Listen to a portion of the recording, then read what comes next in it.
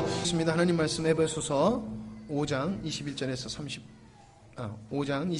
33절 말씀입니다. 22절부터 읽도록 하겠습니다. 22절에서 33절 말씀까지입니다. 에베소서 5장 22절에서 33절 말씀입니다.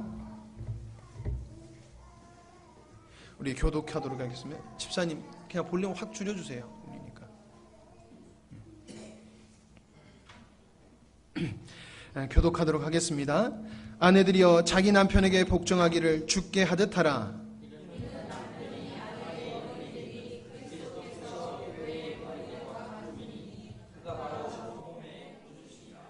그러므로 교회가 그리스도에게 하듯 아내들도 범사에 자기 남편에게 복종할지니라.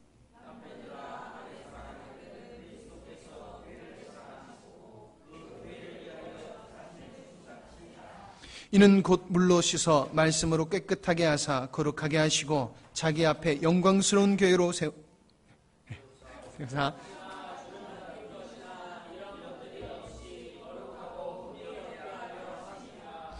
이와 같이 남편들도 자기 아내 사랑하기를 자기 자신같이 할지니 자기 아내를 사랑하는 자는 자기를 사랑하는 것이라.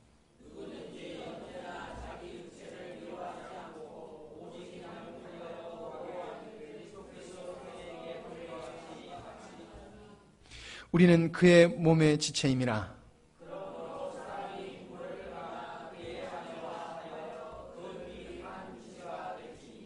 이 비밀이 크도다. 나는 그리스도와 교회에 대하여 말하노라. 같이 읽겠습니다.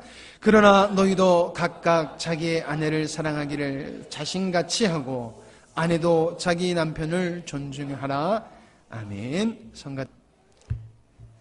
이번 주의 말씀은 주님의 신부인 교회.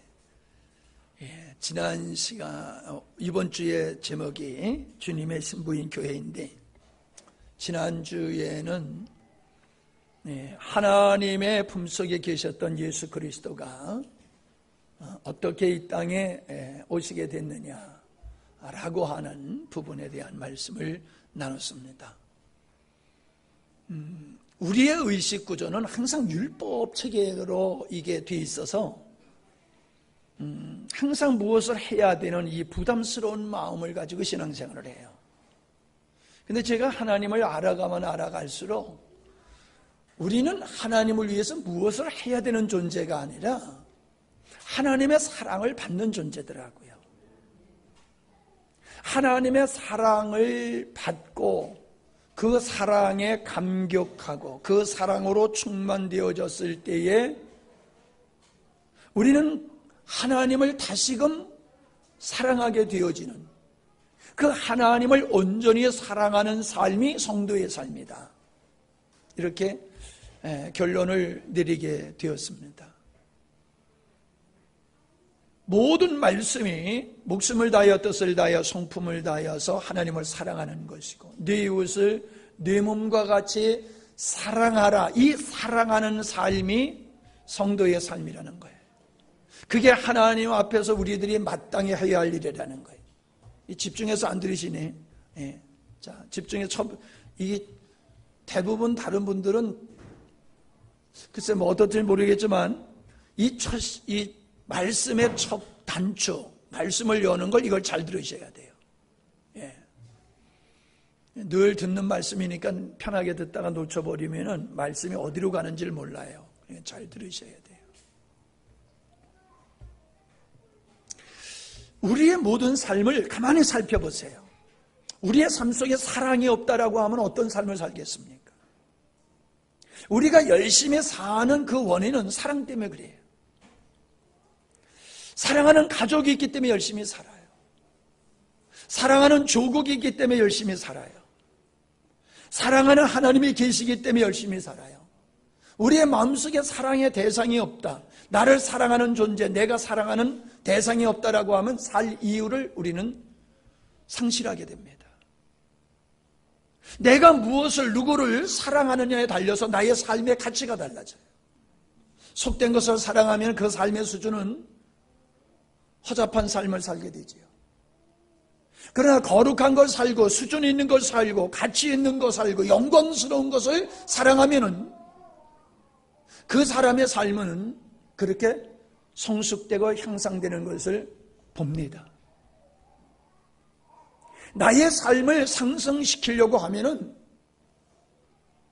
내가 거룩한 존재를 의미 있는 영원한 것을 사랑하는 것이 답이에요. 우리가 헛된 것을 사랑하면서 바른 인생 살아갈 수 없습니다. 가치 있는 삶을 살아갈 수가 없습니다. 하나님은 우리를 사랑의 대상으로 만드셨어요. 그게 바로 하나님의 아들들이에요. 우리는 우리의 자녀들을 나보다 더 사랑합니다. 왜 그렇습니까? 내 분신이기 때문에 나보다 내 자녀를 더 사랑하는 겁니다. 하나님이 우리를 아들들이라고 말씀하시는 것은 그냥 신분적인 선언에 끝나는 것이 아니라 우리가 하나님의 아들 되는 데는 예수 그리스도의 십자가라는 사건과 하나님의 영을 우리에게 주심을 통하여 새로운 피조물로 우리가 하나님의 자녀가 되는 권세와 하나님의 그 성품을 소유한 신령한 자들로 그야말로 하나님을 아버지라 부를 수 있는 하나님의 아들로 우리가 거듭나고 태어난 겁니다. 예수님께서 성자께서 성부 안에 영원전부터 계시다가 언젠가는 그분이 하나님의 품으로부터 독생하셨던 그분이 나타나게 되어주신 그분은 하나님의 사랑의 대상이 되었었던 것이 성자입니다. 그와 같이 성자 예수님으로 말미암아 하나님의 자녀된 이 성도들도 하나님의 사랑의 대상입니다. 여러분은 하나님의 사랑의 대상이에요. 아멘? 우리가 사랑받을 때 행복하고 사랑할 때 행복하지 않습니까? 우리가 천금을 얻는다고 할지라도 사랑이 없으면 의미가 없단 말이에요. 우리가 인생을 하나님 앞에서 무슨 내가 원하는 소원이 이루어져서 행복한 것이 아니라 하나님이 나를 사랑하시는데 얼만큼 사랑하시느냐? 독생자를 십자가에 달리기까지 당신의 몸을 찢으시기까지 우리를 사랑하시는 그 대상이라는 사실을 우리가 깨달아야 될 줄로 믿습니다. 이걸 깨달으면 천하에 우리보다 소중한 존재가 없습니다. 하나님 앞에서 내가 얼마나 소중한 존재냐, 우주와 바꿀 수 없는 존재가 나라는 사실을 알게 될 때에 우리는 세상을 그냥 불신자들과 같이 그렇게 시시하게 살지 않습니다. 내가 하나님 앞에서 얼마나 위대한 존재냐, 우주와 바꿀 수 없는 하나님 앞에서 소중한 존재, 그게 하나님의 아들이다. 그게 지난 시간에 나눴던 말씀이에요. 오늘은 같은 주제인데 그 이미지가 바뀌는 거예요. 그게 뭐냐 하면은 하나님으로서는 아들이고 성자 예수님에겐 신부로 나타나는 겁니다. 신부. 동일한 거예요. 하나님의 아들, 그리스도의 신부, 같은 존재인데 삼위 하나님께서 성부, 성자, 성령으로 존재하시듯이 하나님의 창조의 의도는 세 가지인데 그것이 하나라는 거예요. 하나의 의미, 하나를 세 가지 의미로 말씀하고 있는 것이 하나님의 아들, 그리스도의 신부, 하나님의 나라, 이 세 가지인데 이게 하나다라고 하는 겁니다. 자, 죄가 뭐냐라고 하는 말씀을 나눴습니다. 죄가 뭐냐? 우리는 자꾸 도덕과 윤리를 어기는 것, 남한테 악행을 하는 것을 죄라고 생각을 합니다. 맞습니다. 그러나 그것 때문에 우리가 멸망을 받는 것은 아닙니다. 그것 때문에 우리가 지옥 가게 되는 것은 아닙니다. 멸망받고 지옥 가게 되는 죄는 창조의 의도를 어긋나게 사는 겁니다. 하나님께서 나를 만드신 그 목적에 부합해서 살아가는 것이 그게 의입니다.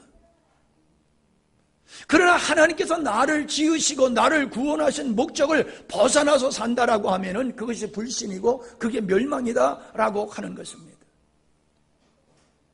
여러분, 오늘날 그리스도인들이 예수님의 내 죄를 위해서 죽으셨다고 말하지만 내 죄를 위해서 죽은, 내가 예수님을 십자가에 못 박은 그 죄가 하나님의 창조에 의대해서 어긋난 것이었다라고 하는 것을 명확히 아는 그리스도인들이 많지 않습니다.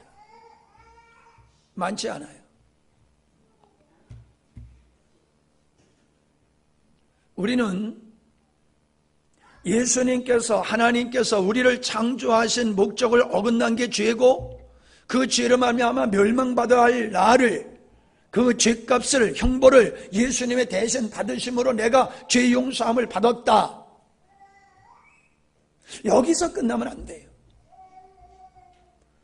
우리가 내 죄가 용서받았다, 즉 하나님의 창조의 의도에서 벗어나는 삶을 살아야지 예수를 믿는다는 게, 그게 바른 믿음이에요.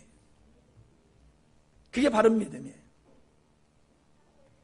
내가 하나님의 창조의 의도에서 벗어난 삶을 산 것 때문에 예수님이 십자가에 못 박혀 죽으셨다는 것을 믿으면서 동일하게 나의 삶은 내가 목적이 되고, 내 기쁨이 목적이고, 내 행복이 목적이고, 내 만족을 위해서 지속적으로 살아간다고 하면 그 예수 믿는 게 아니에요.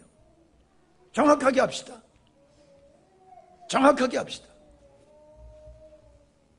그래서 히브리서 6장에 보면은 성령을 맛보고 하나님의 은혜를 맛보고 타락한 자들은 구원받을 수가 없다라고 얘기를 하고 있어요. 한번 찾아보세요.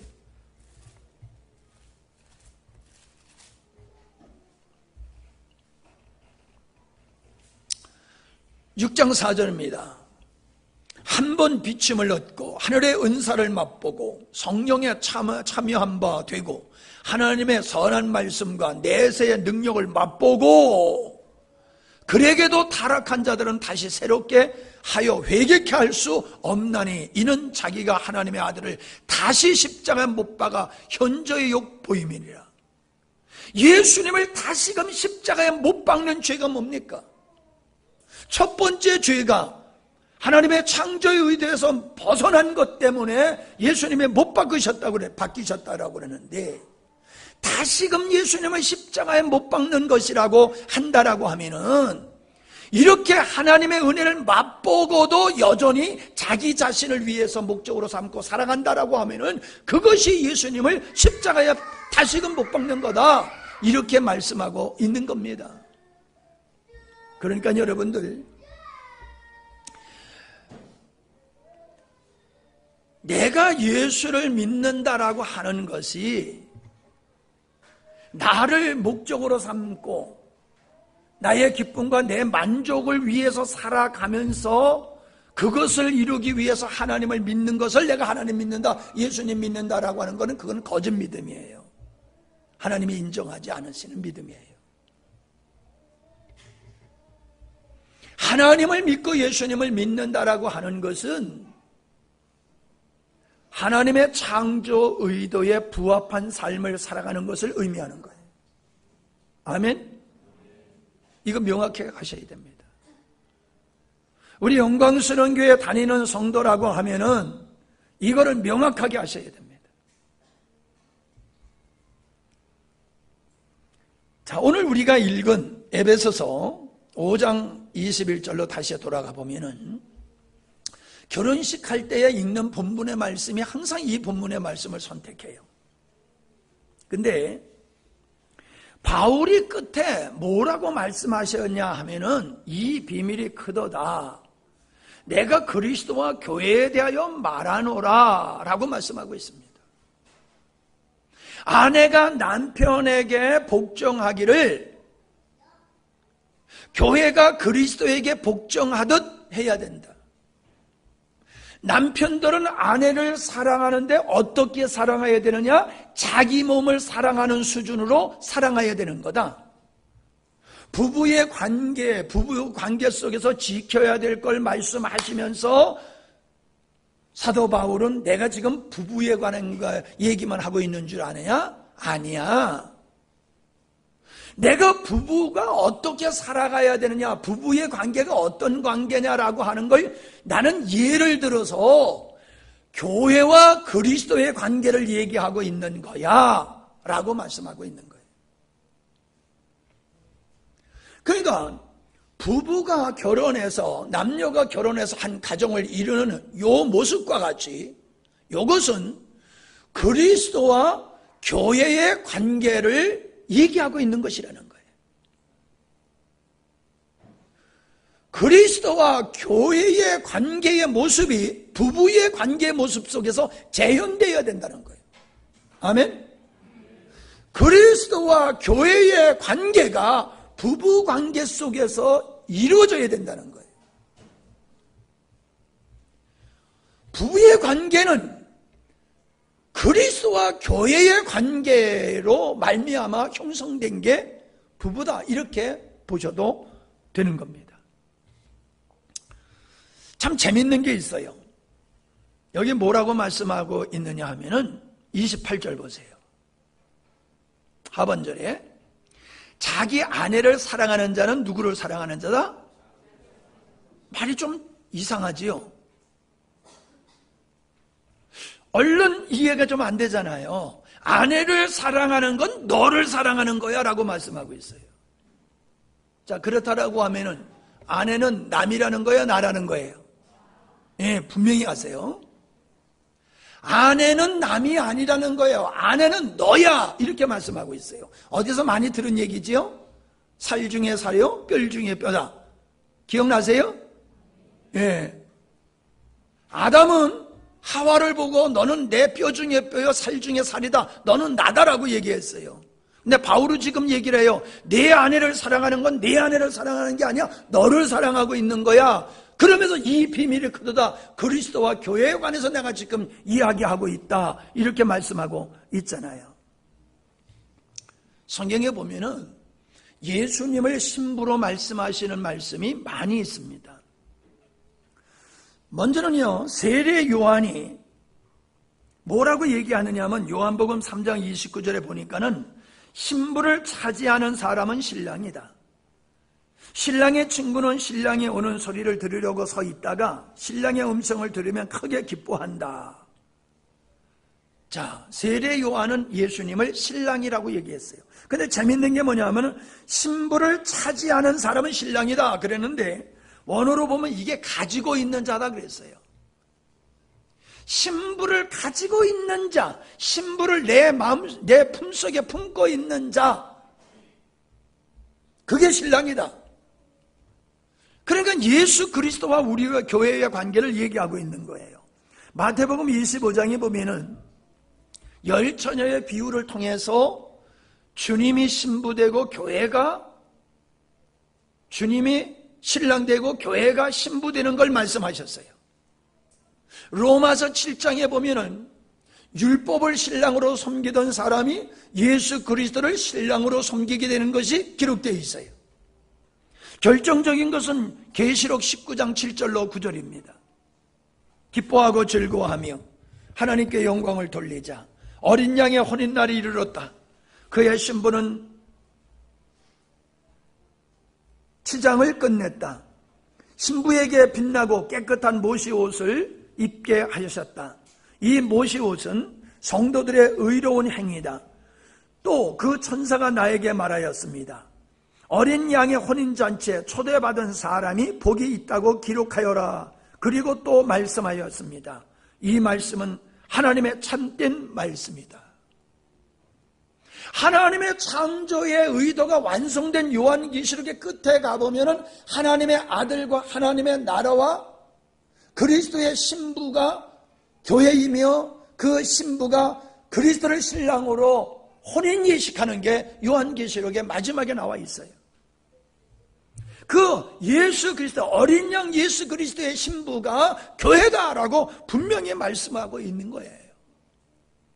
그러니까 교회라고 하는 걸 우리들은 어떻게 생각하냐 하면은 예수 믿는 사람끼리 모여있는 게 교회다, 이렇게 생각하기 쉬워요. 그 정도 수준에 머물러 있어요. 교회는 뭐야? 예수 믿는 사람들이, 예수를 믿는 사람이기도 하지만은 예수를 믿는 요 사람이 누구냐? 그 예수님의 신부다. 아멘? 사랑의 대상이라는 거예요. 주님께서 목숨을 던지시고 얻으시고 사랑하는 대상이 교회다. 여러분, 하나님이 우리를 그렇게 사랑하신다고 하는 게 이게 보통 사건입니까? 하나님이 나를 그렇게 사랑하신다, 이걸 깨닫는 사람은요, 이거 하나로 만족하는 거예요. 이거 하나로 만족하는 거예요. 여러분이 주님 한 분만으로 만족하지 않는다라고 하면은 하나님이 나를 얼마나 사랑하는 하나님의 대상이냐라고 하는 자기 자신을 제대로 인식하지 못하기 때문에 그러는 거예요. 여러분, 아내와 부부의 관계를 생각해 보세요. 남편이 아내에게 모든 걸 다 해준다 할지라도 사랑하지 않는다라고 하면 의미가 없는 거예요. 그러나 비록 남편이 아내에게 해주는 것이 좀 부족함이 있을지 모르지만은 온 마음 다해서 아내를 사랑한다라고 하면 그걸 선택하는 게 아내일 것이에요. 난 사랑 없어도 돈만 갖다 벌어주면 좋아, 이런 사람 봤어요? 나 돈하고 결혼한 거 아니야. 당신하고 결혼했어. 나 당신 사랑받기 위해서 결혼했는데 왜 당신 맨날 일만 해? 나 좀 사랑해줘. 이런 일들은 많이 벌어지고 있잖아요. 잘 들으세요. 우리 주님께서 우리를 구원하신 것은 천국 가게 하는 게 궁극적인 목적이 아니라 우리를 신부로 삼으셔서 신부인 우리를 마음껏 사랑하기를 원해서 우리를 신부로 만드신 거예요. 아멘? 그 신부인 교회가 그 예수님의 사랑, 신랑 되신 예수님의 사랑을 받고 온 마음 다하여 또 하나님을 사랑하는 걸 바라는 것이 우리 주님임을 믿으시기를 바랍니다.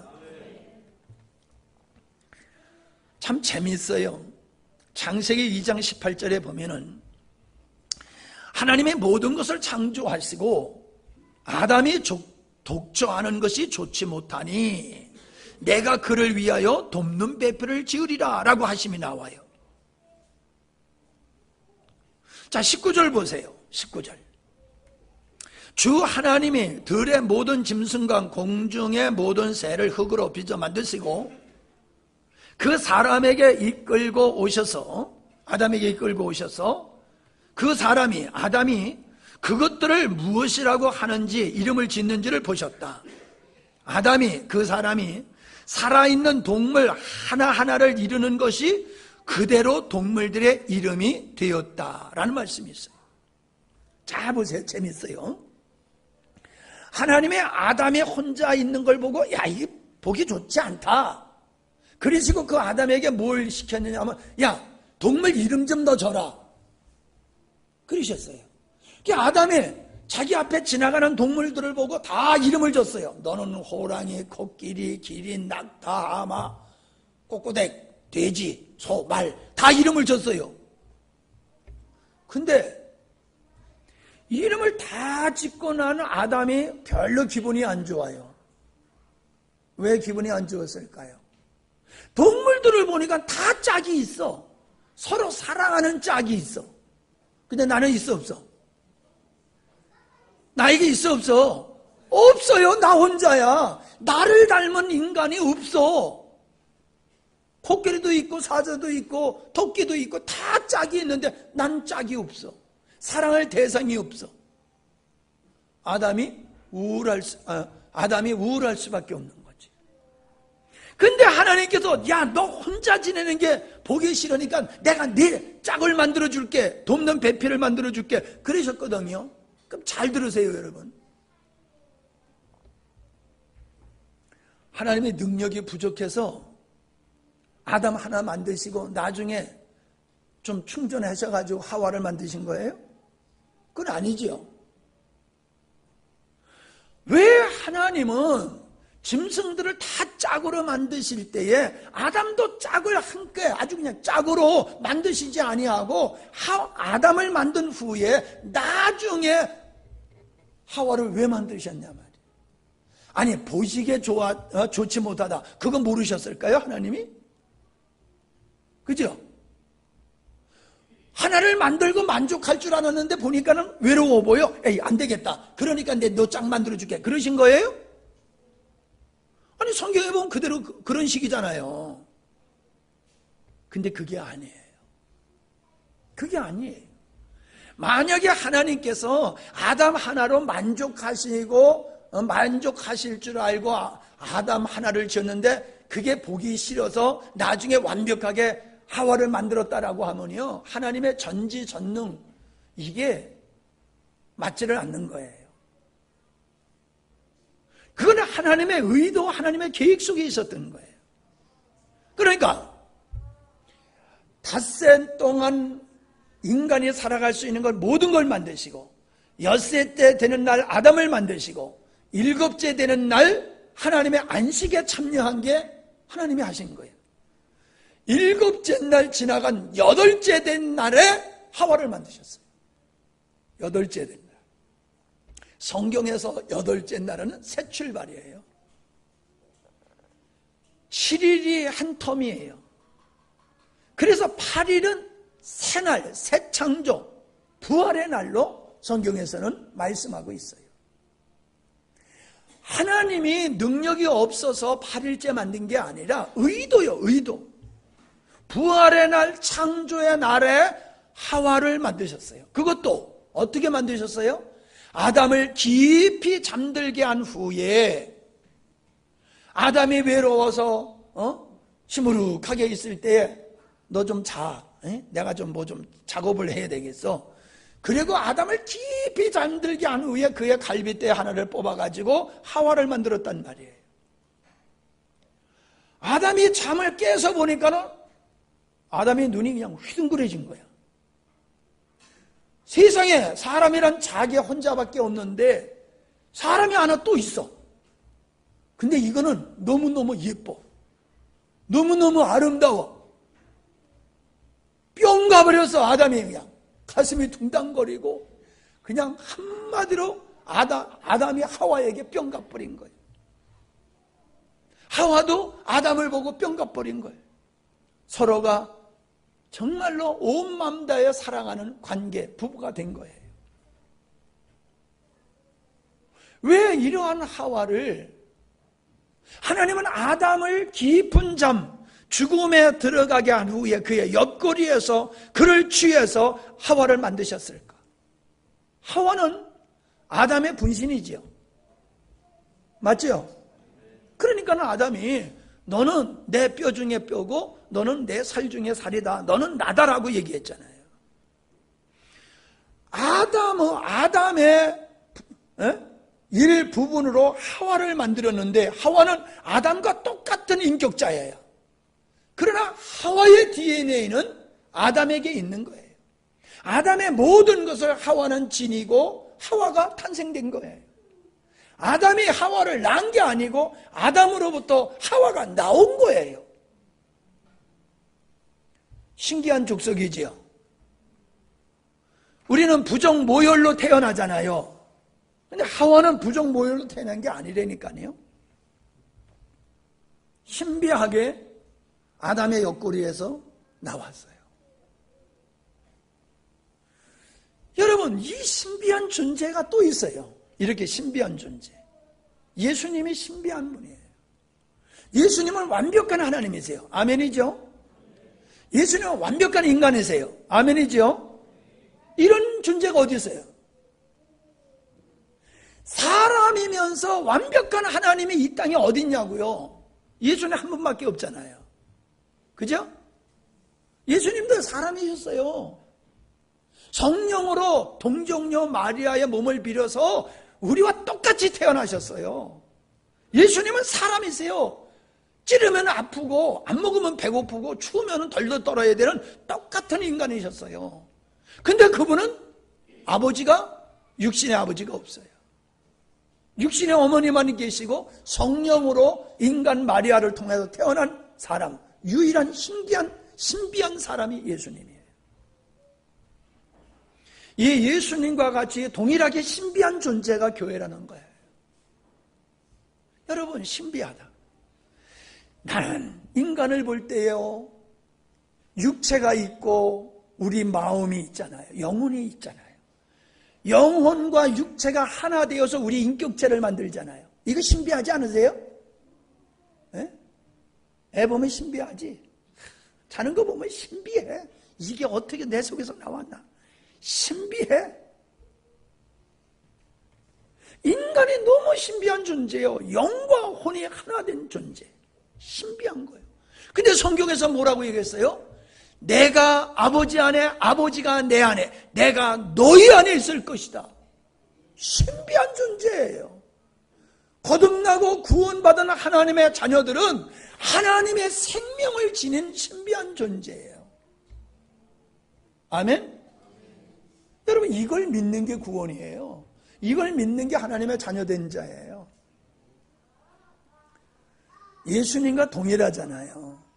예수님은 육체를 가지셨으면서도 하나님이셨듯이 우리는 인간이면서도 그 예수님의 영이 우리 안에 하나 되심으로 말미암아 우리는 신인이 연합되어서 베드로후서 1장 4절에 보면은 우리가 신의 성품에 참여하는 자가 되었다. 그러니까 신부란, 그리스도의 신부란 하나님의 아들이란 어떤 존재예요? 하나님의 생명을 가진 존재예요. 하나님의 생명을 가진 존재. 이해가 되십니까? 네. 그러니까요, 우리는 똑같은 인간이면서도 다른 인간이에요. 그리스도의 아들이고 그리스도의 신부는 새로운 인종이에요. 새로운 인종. 이해가 되세요? 새로운 인종이란 이단 같은 말씀하시네. 네? 새로운 인간이에요. 이 말은 아도 크스탄스라고 하신 분이 한 말이에요. 예수 그리스도를 통하여 새로운 종족이 이 땅에 태어났다. 예수님을 말미암아 새로운 인류가 이 땅에 태어났다. 완벽한 인간이면서도 하나님의 생명을 소유한 신비한 새로운 존재가 그리스도의 신부인 교회다라고 말씀을 하고 있는 것입니다. 자, 예수님이 왜 십자가를 지셔야 됐겠느냐를 우리가 좀 생각해 볼 필요가 있습니다. 예수님은 신랑으로서 신부를 맞이하러 이 땅에 오신 분이에요. 우리는 예수님이 우리를 구원하러 오셨다, 지옥 갈 자로 천국 가게 하기 위해서 오셨다라고만 생각하는데, 이걸 바꾸어서 더 한 걸음 나가서 얘기하면은 신랑이 신부를 맞이하러 찾으러 오셨다는 거예요. 자, 그래서 창세기 2장 24절에 보면은 남자가 부모를 떠나 그 아내와 연합하여 둘이 한 몸을 이룰지니라. 남자가 부모를 떠나서 그 아내와 연합하여 한 몸을 이룰지니라. 한 몸. 우리 안에 주의 생명이 계심으로 말미암아 그리스도와 우리는 한 영이다. 그게 고린도전서 6장 17절에서 하고 있는 거잖아요. 그리스도와 합한 자는 한 영이니라. 우리가 그리스도와 합하여 한 몸을 이룬 부부가 되었다. 근데 하나님께서 아담과 하와를 만드시고 하시는 말씀이 남자가 부모를 떠나서 여자와 한 몸을 이룰지니다 라고 말씀을 하셨다는 거예요. 그러니까 예수님은 아버지 하나님을 떠나서 이 땅에 당신의 신부들과 한 몸을 이루기 위해서 이 땅에 오셨다, 이렇게 말씀을 하고 계시는 것입니다. 자, 거룩하신 예수님은 더러운 추한 여자와 결혼하실 수가 없어요. 그래서 이 여자를 깨끗게 하시는 일을 하시는 거예요. 그게 바로 우리가 읽은 에베소서 5장 25절로 27절이에요. 보세요. 남편들아 아내 사랑하기를 그리스도께서 교회를 사랑하시고 위하여 뭐를 주신 것 같이? 자신을 주신 것 같이 하라. 자, 다 보세요. 읽을 때는 같이 보시는 겁니다. 26절. 이는 곧 물로 씻어 말씀으로 깨끗게 하사 거룩하게 하시고 자기 앞에 영광스러운 교회로 세우사 티나 주름 잡힌 것이나 이런 것들이 없이 거룩하고 흠이 없게 하려 하심이니라. 자, 여러분, 사과가 까치가 와서 쪼아 먹으면 흠이 생기는 거잖아요. 그죠? 벌러지가 파먹으면 흠이 생기는 거잖아요. 그러면 가치가 있어요, 없어요? 가치가 없어요. 흠이 없어. 사과가 그냥 아주 반질반질한 모습으로, 때깔에 좋은 모습으로 사과가 있어야지 그 사과가 가치가 있는 거란 말이에요. 짐승이 한 마리 있어, 양이 한 마리 있어. 근데 이게 뛰어놀다가 가시에 긁혀가지고 상처가 있고 다리가 부러진 적이 있어서 쩔뚝거리고 있어. 그러면 이거는 최상품이 아니란 말이에요. 이건 흠이 있는 거예요. 흠이 있는 거예요. 티가 있는 거예요. 여러분 몸에 흉터 하나씩 다 있으시지요? 여러분 몸에 흉터가 다 있어요. 온전하지 못한 거예요, 그게. 근데 애들 보세요. 흉터 하나도 없잖아요. 에? 깨끗하잖아요. 있는 모습 그대로잖아요. 하나님은 당신의 신부를 어떻게 만드느냐? 흠에 티가 하나도 없어. 주근깨도 하나도 없고 점도 하나도 없고 그냥 얼마나 뽀얗고 아름답고 너무 좋아하시네. 여러분 그렇게 하려고 맨날 거울을 쳐다보고 있잖아요. 흠, 티 감추려고. 근데 주님은 흠과 티를 싹 지워버렸다는 거예요. 어떻게? 예수 그리스도의 보혈로 싹 씻어가지고 깨끗하게 완벽하게 만들어서 당신의 신부 자격으로 만드셨다는 거예요. 그게 십자가 사건이라는 거예요. 십자가 사건을 죄인이 천국에 간다는 거 맞아요. 그러나 또 그것만이 있는 게 아니라 십자가의 사건은 당신의 신부를 죄 가운데 있는 신부로 더럽혀지고 흠과 티와 주름 잡힌 것이 쭈글쭈글해지잖아. 저도 오늘 거울 들다 보니까 할아버지가 다 됐더라고요. 진짜 그냥. 에? 아이고 내가 그냥 진짜 할아버지가 다 되네. 이게 느껴요. 쭈글쭈글해져. 주님께서는 우리를 아름다운 여인, 아름다운 신부로 만들기 위해서 십자가에서 그 모든 걸 다 보혈을 흘리심으로 그 보혈로 우리를 씻으셨다. 할렐루야. 그 말씀을 하고 있는 거예요. 예수님이 옆구리를 찔리실 때 피와 물이 나왔다고 그랬잖아요. 피는 속죄의 의미이고 물은 생수예요.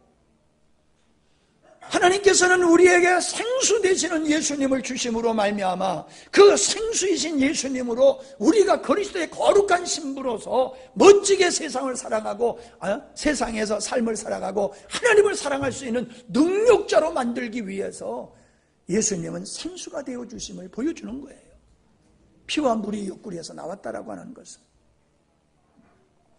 하와는 세상에서 가장 아름다운 완벽한 여인이었던 것과 같이 교회는 그리스도의 신부된 교회는 하와와 같이 그렇게 티가 주름 잡힌 것이 없는 완벽한 여인으로서 주님이 교회를 세우셨다. 그래서 교회는 거룩해야 되는 거예요. 아멘? 왜 교회가 거룩해야 돼요? 왜 믿는 성도들이 거룩한 삶을 살아야 됩니까? 그리스도의 신부이기 때문에 그래요. 그리스도의 신부이기 때문에. 여러분 예식장에 가보세요. 신부 아름답지 않는 신부가 어디 있습니까? 나는 정신없어서 못 봤어 그때. 나 결혼을 할 때는 신부가 얼마나 이쁜지를 난 못 봤다니까. 근데 여러분 예식장에 가서 보세요. 신부 짠하고 등장할 때 보면 안 이쁜 여자 있어요? 다 이쁘지. 예? 다 미용 관리해가지고 피부 관리해가지고 맨날 그렇게 살면 돈 많이 들 거예요.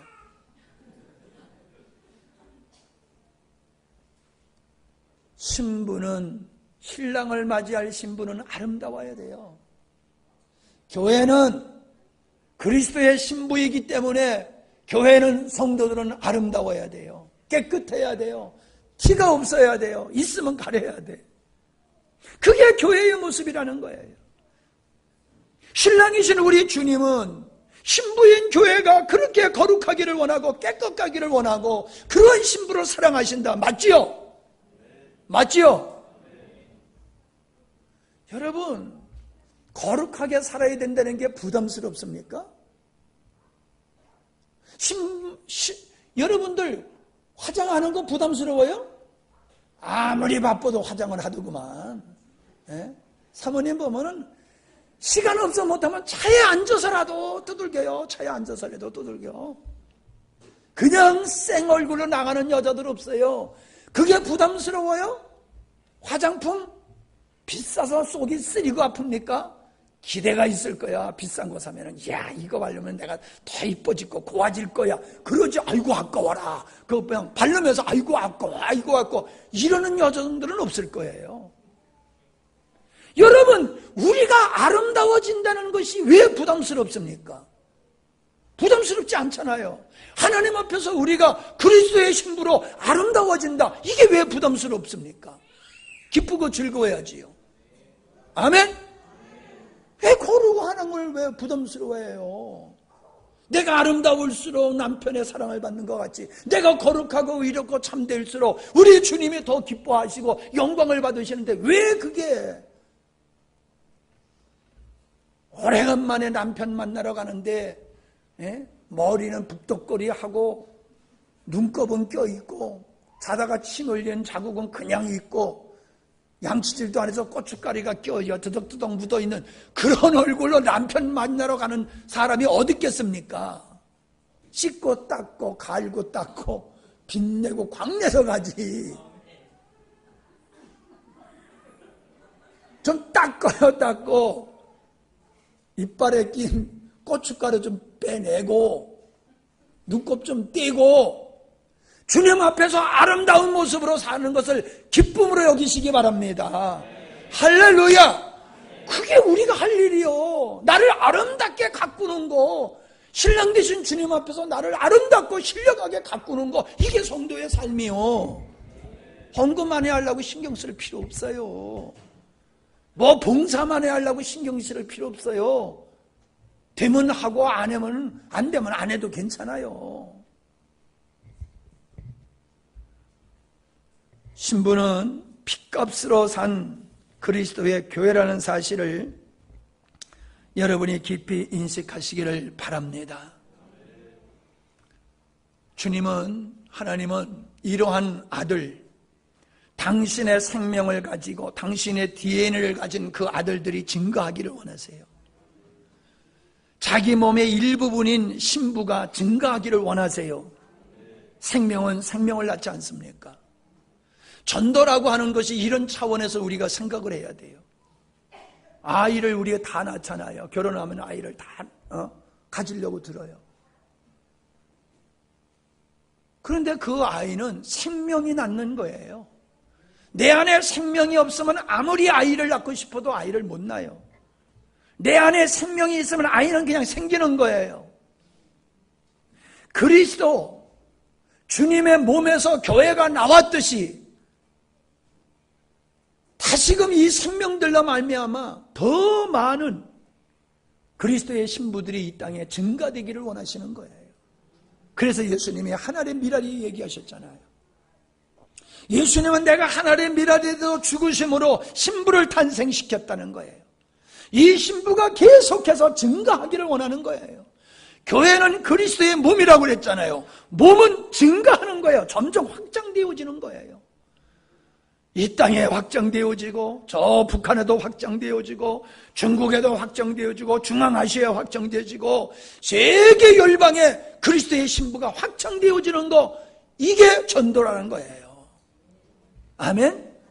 그냥 우리는 전도 그냥 예수 믿어 이런 정도로 생각하면 안 돼요. 전도해서 한 영혼의 주님 앞에 나오면은 그 영혼은 그리스도의 몸에 확장을 하는 거예요. 그리스도의 신부에 확장이 되는 거예요. 그리스도의 신부가 증가되는 거예요. 하나님은 당신의 자녀들이 증가하기를 원하세요. 주님은 당신의 신부들이 증가하기를 원하세요. 여러분, 이거를 우리가 이런 갈망이 없다는 게 이게 너무나 안타까운 거예요. 우리가 자녀를 갖기를 그렇게 원하듯이 구원받아 하나님의 자녀되고 신부되는 우리들은 그리스도의 신부, 하나님의 아들을 얻고자 하는 갈망이 우리들의 마음속에 있어야지 돼요. 이러한 갈망이 우리에게 없다라고 하면은 이건 정상적인 그리스도인이 아니에요. 정상적인 그리스도인은 주님의 생명으로 말미암아 그 생명을 가지고 주님의 생명을 닮은 그 영혼들을 생산해내는 것이 그 마음속에서 용솟음 솟아올라야지 돼요. 예수를 안 믿는다는 게 가장 큰 죄고 멸망받아야 할 죄고요. 예수를 믿는다고 하면서 여전히 자기를 위해서 살아가는 것은 불신자 수준의 성도가 되는 겁니다. 예수를 믿어 하나님의 자녀가 됐고 그리스도의 신부가 됐다라고 하면서 영혼에 대한 애착이 없다라고 하면 이것도 기형적인 신앙입니다. 여러분, 주일날이면은 그럴싸하게 예배당에 와서 앉아서 예배 드리니까 하나님이 기뻐하실 줄 생각하지 마세요. 우리의 마음속에 하나님을 사랑하는 마음이 없다, 우리의 마음속에 영혼에 대한 갈망이 없다라고 하면 우리는 이상한 성도라는 거예요. 고장난 성도야. 병든, 영적으로 병든 성도예요.